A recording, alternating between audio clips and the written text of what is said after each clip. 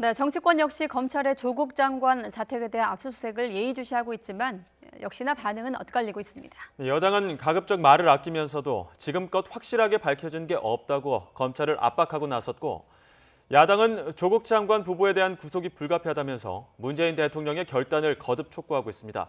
국회 취재기자 연결합니다. 우철희 기자. 네, 국회입니다. 네, 조국 장관을 둘러싼 갑론을박이야 꽤 된 상황이고 여기에 검찰발 변수까지 얹어진 모양새입니다. 우선 여당이 상당히 난감할 것 같은데 분위기 어떻습니까?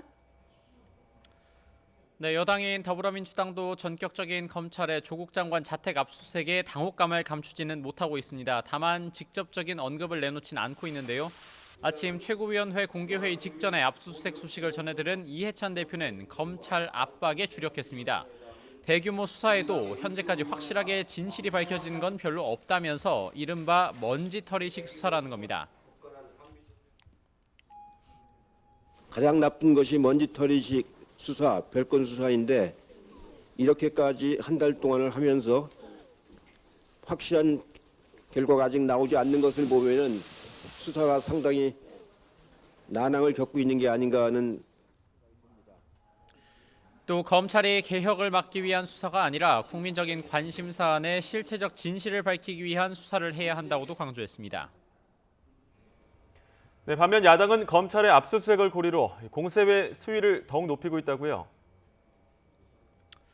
네, 자유한국당과 바른미래당 모두 문재인 대통령이 조국 장관의 파면을 결단해야 한다고 더욱 목소리를 높이고 있습니다. 한국당 황교안 대표, 이번 압수수색을 원칙대로 수사를 진행하는 것이라고 평가하면서 검찰이 면밀하게 검토해서 결과를 판단할 것이라고 밝혔습니다.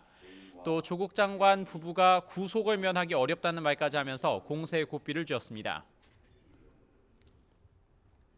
조국이 도저히 물러설 의지가 없는 만큼 이제 문재인 대통령이 결단해야 합니다. 현재까지 드러난 각종 혐의들만으로도 조국 부부는 구속을 면하기 어려운 상황입니다. 나경원 원내대표도 문 대통령은 조국 장관이 기소가 되더라도 무죄 추정 원칙을 운운하면서 끝까지 파면하지 않을 것 같은 불길한 예감이 든다면서 그 순간 정권은 끝장이라고 꼬집었습니다. 바른미래당 손학규 대표도 정말 나라다운 나라가 되려면 조국 장관이 직을 내려놔야 한다면서 문 대통령의 결단을 요구하는 목소리에 힘을 보탰습니다. 법무장관의 집을 검찰이 압수수색을 했는데 그 장관이 어떻게 검찰을 지휘한단 말입니까? 어떻게 이 나라의 정의를 지킬 수가 있습니까? 당장 이번 주 목요일이죠. 오는 26일부터 시작되는 대정부 질문도 사실상 조국 대전으로 흘러갈 가능성이 큰데요. 검찰의 수사 상황에 따라 더욱 날카로운 신경전을 예고하고 있습니다. 지금까지 국회에서 YTN 우철입니다.